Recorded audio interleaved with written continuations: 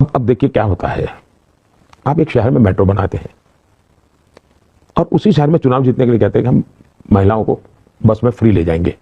मतलब आपके मेट्रो के 50% पैसेंजर आपने ले लिए, तो मेट्रो वायबल नहीं होगी। अब भविष्य में मेट्रो बनेगी कि नहीं बनेगी, चिंता ये है।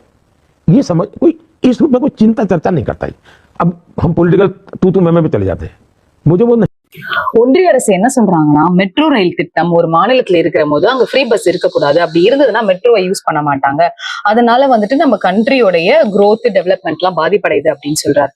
நான் என்ன சொல்றேன்னா, இலவச பேருந்து யூஸ் பண்றவங்க வந்துட்டு ஏழை எளிய மக்கள் தான். ரொம்ப ஆடம்பரமாவோ இல்ல நல்ல ஒரு சம்பாதிக்கக்கூடியவங்க வந்துட்டு பஸ்ல எடுக்க மாட்டாங்க. அவங்க வந்துட்டு ஒரு ஆட்டோலயோ இல்ல நீங்க சொல்ற மாதிரி மெட்ரோ ட்ரெயின்லயோ டிராவல் பண்ணிட்டு போயிடுவாங்க. இந்த பேருந்து வந்துட்டு நகர்ப்புறம் கிராமப்புறம் எல்லாரையும் சென்று அடையக்கூடியதுதான் ஒரு பேருந்துன்றது.